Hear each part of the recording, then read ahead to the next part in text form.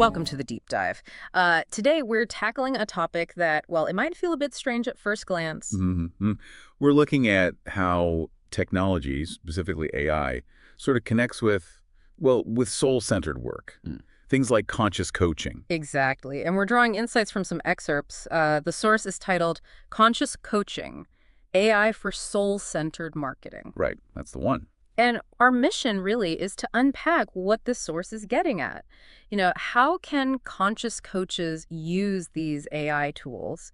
How can they lean into them without losing that authentic, soul-aligned feeling? Yeah, that core essence. How do they use it to genuinely connect, to attract the clients who are really, truly right for them? Because, the source points this out straight away. Oh, yeah. There's a lot of fear, isn't there? A worry that tech is just cold, impersonal, Yeah. that it might even, cheapen something sacred. Absolutely. And that fear makes sense. You're pouring your heart into this work. The idea of a machine getting involved, it can feel, well, jarring. But what's really interesting here, what the source does, is it kind of flips that whole idea.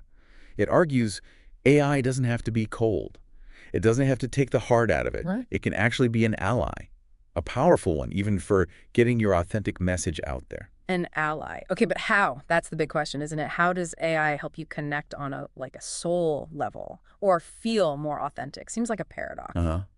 That's the core challenge the source tackles. So what does it suggest? Any specific strategies? It gets really practical, actually. It gives these prompts, specific ways to interact with the AI, and they're designed to unlock these really tailored strategies that actually reflect your unique soul work. Prompts. Okay, interesting. Tell me about the first one. So the first one is all about figuring out who you're really meant to serve. The prompt is, create a customer avatar for a spiritually aware coach seeking transformation. An avatar. Right. Defining the ideal client. But how's that soul-centered? Isn't that just, basic marketing stuff? But that's the key difference the source highlights. It's not just demographics. Using AI with this kind of framing helps you articulate the deeper stuff. Deeper stuff. Yeah, the spiritual needs, the longings, the specific transformation journey that client is on. AI can help pull out language, maybe insights about their inner world that you hadn't quite put your finger on before. So the avatar becomes less of a stereotype. And more like a real person. More like a reflection of the soul you're actually trying to reach. Yeah. Fascinating. So AI clarifies the client's soul journey. Okay. What about creating content then? Content that speaks to that person. Right. That leads to the second prompt. Generate 3 authentic content ideas for a wellness coach looking to reach heart-centered entrepreneurs. Okay. 3 ideas. And the source emphasizes this isn't just asking AI to spit out generic blog titles. Okay. So AI as more of a creative partner for this kind of work, but how does it make sure the ideas are authentic? That's the key word. Well, it comes down to feeding it the right context about your unique voice, your perspective, and your ideal client's specific path or challenges.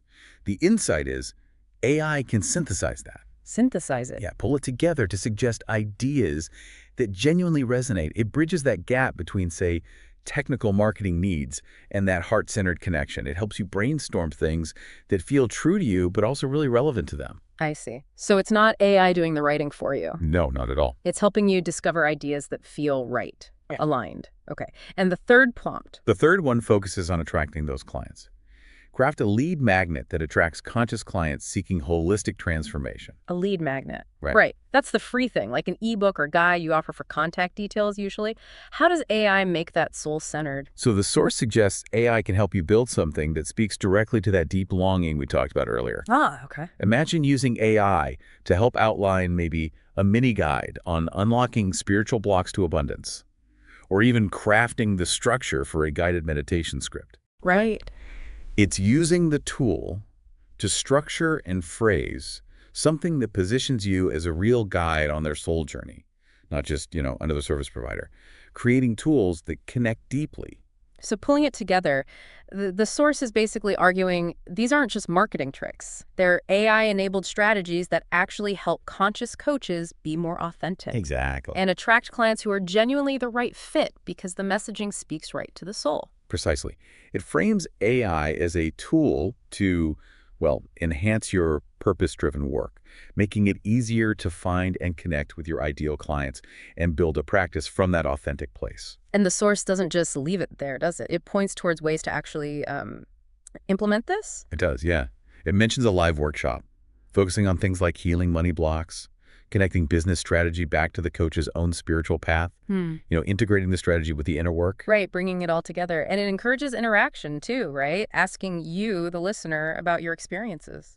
Yeah, merging tech and spiritual business, inviting comments, suggesting you subscribe, building a community around this whole evolving conversation. So ultimately, the core idea is maybe that fear about AI being heartless is, well, maybe it's misplaced. That's what the source suggests, that with the right approach, the right prompts, AI can actually help you sharpen your authentic voice, reach the right people more easily. Amplify your message using tailored strategies. Exactly. Which I suppose leaves us with that rather provocative thought from the source's whole premise.